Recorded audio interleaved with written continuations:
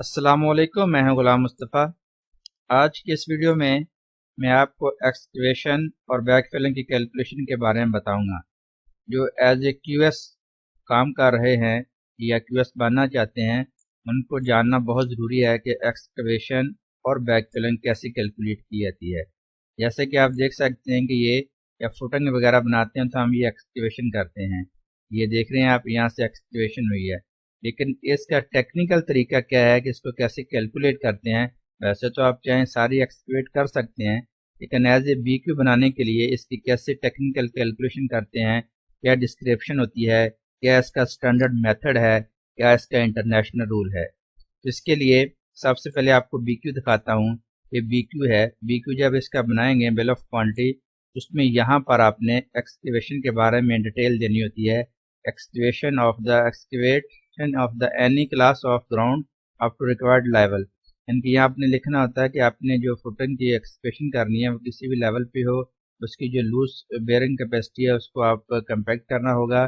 जो इसमें एक्सकेवेट फालतू मटीरियल होगा, यानी कि वो एक्स्ट्रा मटीरियल को इसको रिमूव करके आपने बाहर फेंकना है, तो ये इसकी पूरी डिस्क्रिप्शन आपने देनी होती है। तो ये एक्सकेवेशन भी 3-4 किस्म की हो सकती है, यानी कि अगर तो लूज सॉयल है तो आप ऐसे लिखेंगे, लेकिन अगर उसमें रॉक है, जैक हैमर चलना है, तब उसकी क्लास लिखेंगे, यानी कि लूज एक्सकेवेशन, नॉर्मल अर्थ और जैक हैमर वाली जो स्टोन है, रॉक है, उसको कैसे निकालना। उसके बाद जो बैक फिलिंग होती है, इसका बताऊंगा कि बैक फिलिंग जब हम करते हैं तो उसकी कैलकुलेट कैसे करते हैं। नॉर्मली तो कोई मसला नहीं है बैक फिलिंग के कैलकुलेशन का, लेकिन जो एज ए क्यूएस टेक्निकली जो कैलकुलेशन करते हैं वो कैसे करते हैं।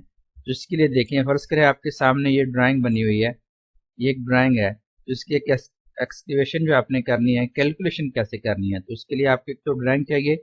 ऑटोकैड का होना बहुत ज़रूरी है। जैसे मेरे पास एक ये ऑटोकैड की ड्राइंग है, इसमें ये फुटिंग है, ये फुटिंग बनी हुई है और ये क्राफ्ट है। इसकी सारी एक्सक्यूशन का एक बिल ऑफ क्वांटिटी अगर बनाना है तो कैसे है। वैसे तो आप पूरी खुदाई कर दे कंट्रैक्टर काम करने के लिए, आसानी के लिए, अलग बात है, लेकिन अगर आप कंसल्टिंग में हैं, बीक्यू कैसे बनाते हैं तो उसके लिए आपको बताऊंगा। तो आपने सबसे पहले क्या करना होता है, यानी कि फर्स्ट रूल ये है, जब भी आप इसकी क्वांटिटी कैलकुलेट करनी है तो फर्ज करें, आपको यहाँ पर एक एग्जांपल देकर बताता हूँ।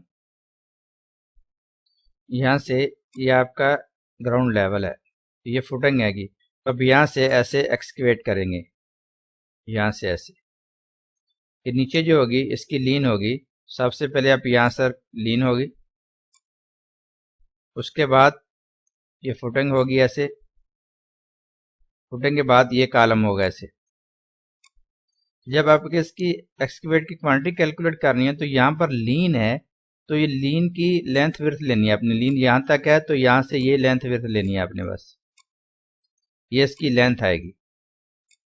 अगर आप चाहें कंट्रैक्टर तो एक्सकेवेट ऐसे कर सकता है, यहाँ तक ऐसे सारा एरिया, लेकिन जब आपने क्वांटिटी कैलकुलेट करनी है इसकी अर्थ की, बैक फिलिंग की, तो आपने इसको सिर्फ इस चीज़ को लेना होता है। तो इसके लिए यानी कि आपने ये लेंथ और ये विड्थ लेनी है।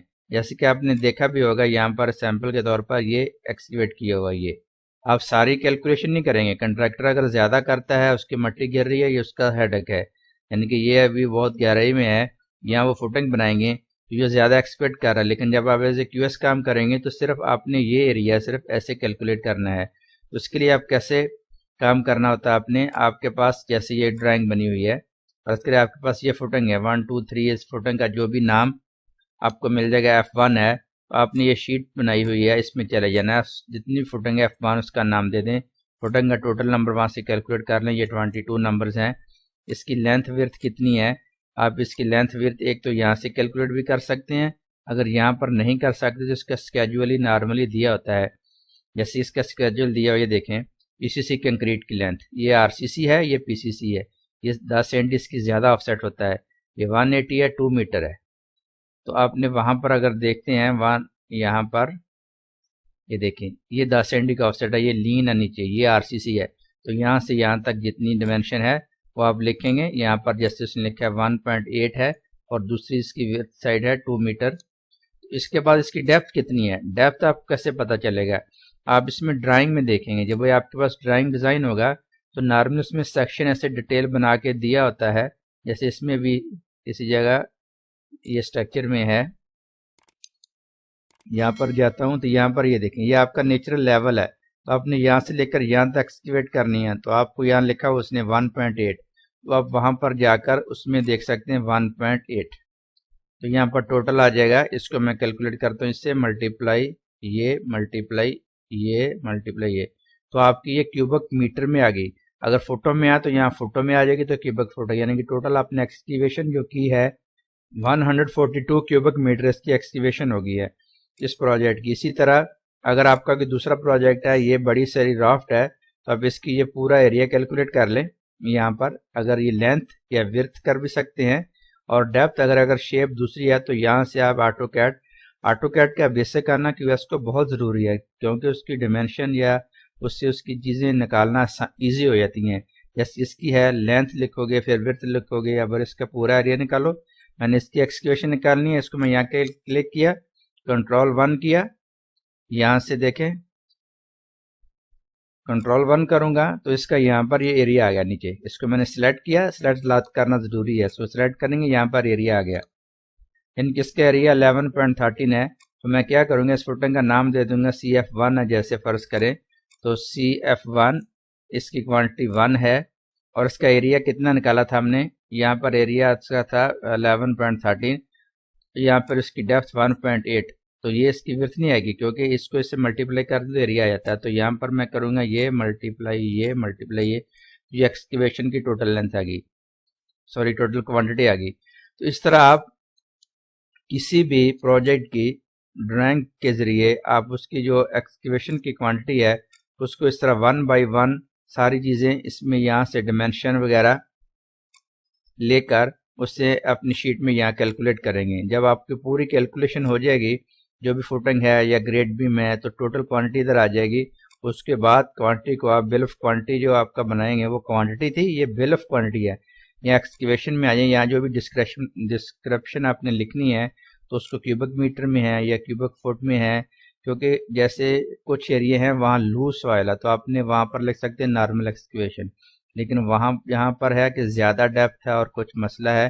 लेकिन आपने ड्राइंग से, अगर ड्राइंग में कुछ नहीं लिखा हुआ, उसकी कोई शेप नहीं दी हुई, तो आपने सीधी सीधी कैलकुलेट करनी, जैसे आपको बताया। लेकिन अगर बहुत ज़्यादा डेप्थ है, बड़ा प्रोजेक्ट है, उसकी डेप्थ ज़्यादा एक्सकैवेशन है, तो ये पूरी एक्सकैवेट करनी है, तो वहाँ पर उसकी एक्सकैवेशन का ड्राइंग में इससे सेक्शन दिया होगा। जैसे कि मैं आपको बताता हूँ, फ़र्ज़ करें उसने आपको दिया हुआ इस तरह का कुछ सेक्शन दिया हुआ कि आपने जो एक्सकैवेशन करनी है वो इस शेप की करनी है, ऐसे, जैसे ये इस शेप की दिया हुआ है, तो उस हिसाब से उसकी डिमेंशन वगैरह दी होंगी, आपने उस हिसाब से कैलकुलेशन करनी है। अगर कोई चीज़ नहीं दी हुई तो नॉर्मल प्रोजेक्ट है, उसकी आपने स्ट्रेट जो कैलकुलेशन करनी होती है, एक्सकैवेशन जो करनी होती है, तो इसके सिर्फ ये आपने लेना है, इसका एरिया, डिमेंशन और डेप्थ। तो टोटल क्वांटिटी वहाँ से कैलकुलेट करने के बाद यहाँ आपके पास टोटल एक्सकैवेट की क्वांटिटी आ जाएगी। तो आपने BQ में यहाँ पर लिख देनी है कि आपकी ये क्वांटिटी बन गई, जो भी XYZ। तो वहाँ पर कंट्रैक्टर इसका प्राइस देगा और यहाँ टोटल आएगी। उसके बाद बैक फिलिंग, जब बैक फिलिंग आपने करनी, क्वांटिटी निकालनी है, तो जितनी क्वांटिटी एक्सकैवेशन की होगी ये उससे कम होगी। उसकी वजह मैं आपको बताता हूँ। उसकी वजह ये है कि जब आप एक्सकैवेशन करेंगे उसमें क्या होगा कि आप जब आपने एक्सकैवेट किया, उसका यहाँ से ये एरिया एक्सकैवेट किया आपने यहाँ तक, तो ये क्वांटिटी आपने एक्सकैवेशन की निकाली थी। बाद में क्या किया आपने, यहाँ पर लीन लगा दी और यहाँ से इसकी फुटिंग बना दी। उसके बाद यहाँ पर इसका कॉलम बन गया। तो जिसकी बैक फिलिंग करनी है वो इस एरिया में करनी है आपने, सिर्फ ये एरिया, जो ये एरिया। तो आपने क्या करनी है, तो ये कंक्रीट जो इतनी है इसकी क्वांटिटी कैलकुलेट करके इससे माइनस कर देनी है। तो जितनी टोटल क्वांटिटी आपकी है उसके अंदर बनी हुई है ऑलरेडी, टोटल क्वांटिटी जो आपने कैलकुलेट की है ऑलरेडी, ये टोटल क्वांटिटी, इससे आपने जो कंक्रीट की क्वांटिटी कैलकुलेट करोगे, जो मैं कंक्रीट का तरीका बताया हुआ आपके, वो इसमें माइनस कर देंगे। जो कंक्रीट की क्वांटिटी होगी, क्वांटिटी उसकी फुटिंग की और लीन की और कॉलम नेक की, वो इससे माइनस कर देंगे। तो आपके पास ये बैक फिलिंग की क्वांटिटी आ जाएगी। फर्ज करें ये है आपकी क्वांटिटी, आप यहाँ पर जा करेंगे ये माइनस, जो आपकी यहाँ पर जाएंगे, यहाँ कंक्रीट है, ये कंक्रीट की जो आपकी फुटिंग की क्वांटिटी होगी उसको ले लेंगे, और कॉलम नेक की, ये कॉलम नेक, उसकी क्वांटिटी को यहाँ से माइनस कर देंगे। तो आपके सामने जो बैक फिलिंग की क्वांटिटी है वो नेट क्वांटिटी यहाँ पर आ जाएगी। ये तो बैक फिलिंग क्वांटिटी होगी एक्सकेवेशन में। लेकिन अगर आपकी लैंड यहाँ से आप देख सकते हैं, जैसे मैं आपको बताता हूँ सेक्शन यहाँ से, इसमें अगर देखें, अगर आपने आपकी नेचुरल ज़मीन यहाँ पर थी लेकिन बाद में अंदर आपने फिलिंग करनी है, जैसे आपकी ये बिल्डिंग बनी हुई है, ये बिल्डिंग इसका ये अंदर का एरिया है, ये बाहर से ज़्यादा इसमें फिलिंग करनी है, तो उसके अपनी लेंथ, विड्थ और कितनी हाइट अंदर फिलिंग करनी है उसकी क्वांटिटी आप दोगे। जैसे कि आपकी ये बिल्डिंग है, ये हमारा सेक्शन बना हुआ है, ये तो नेचुरल है बाहर से, लेकिन अंदर वाला एरिया ऊपर होगा, तो यहाँ से अंदर जो फिलिंग करनी है उसकी क्वांटिटी आप निकाल के उसकी अंदर डालेंगे। एक तो जो आपने है एक्सकेवेट मटेरियल फुटिंग में फिलिंग की, दूसरी ग्रेड स्लैब कहते हैं, उस तरह में जो फिलिंग करेंगे तो बैक फिलिंग की वो क्वांटिटी आपने लिखनी होती है यहाँ पर लाजमी। यानी कि दो तरह की बैक फिलिंग होगी, एक बैक फिलिंग फाउंडेशन की और दूसरी अगर आपने घर का या वो जो बिल्डिंग है उसका लेवल इंक्रीज करना तो उसके अंदर जो बैक फिलिंग करेंगे। इसी तरह बैक फिलिंग कभी कभी जो एक्सकेवेट मटेरियल होता है वो अच्छा नहीं होता है, तो इसमें डिस्क्रिप्शन लिख सकते हैं कि आप वहाँ बाहर से लेकर आओगे बैक फिलिंग के लिए क्लीन सैंड या क्लीन मटेरियल, उसकी डिस्क्रिप्शन लिखेंगे और इसकी फिर बाद में लेयर में कम्पैक्शन होती है। जब बैक फिलिंग करते हैं तो पूरा उसमें नहीं भर देते, उसको लेयर में 30 सेंटी 20 सेंटी की लेयर होती है, बाद में उसकी कम्पैक्शन टेस्ट होता है, तो इसमें उसकी बैक फिलिंग करते हैं, यहाँ पर उसकी क्वांटिटी आ जाएगी, तो इस हिसाब से वो कंट्रैक्टर जो होगा उसका रेट देगा, यहाँ उसकी प्राइस आ जाएगी। तो प्रोजेक्ट का एस्टिमेट लगाने के लिए एक्सकेवेशन और बैक फिलिंग का निकालना भी बहुत ज़रूरी होता है। और इसके बाद नेक्स्ट ये है, जब एक्सकेवेशन बैक फिलिंग निकालते हैं तो लीन कंक्रीट डालने से पहले पॉलीथिन शीट डालते हैं। पॉलीथिन शीट जिसको प्लास्टिक की शीट कहते हैं, ये लीन डालने से पहले लगाते हैं। पॉलीथिन शीट जब एक्सकेवेशन कंप्लीट होती है, आपको दिखाता हूँ, यानी कि ये देखें, ये इन्होंने इसके नीचे ये शीट डाली हुई है ताकि जो कंक्रीट डालेंगे उसका जो वाटर है, पानी है, उसके अंदर ज़मीन में ना जाए। यानी कि आपने एक्सकेवेशन अपनी कंप्लीट कर ली है, कंक्रीट करने के बाद उसके अंदर पॉलीथिन शीट डालेंगे, पॉलीथिन शीट डालने के बाद उसमें कंक्रीट डालेंगे पीसीसी लीन, उसके बाद रीइंफोर्समेंट फिक्स करेंगे।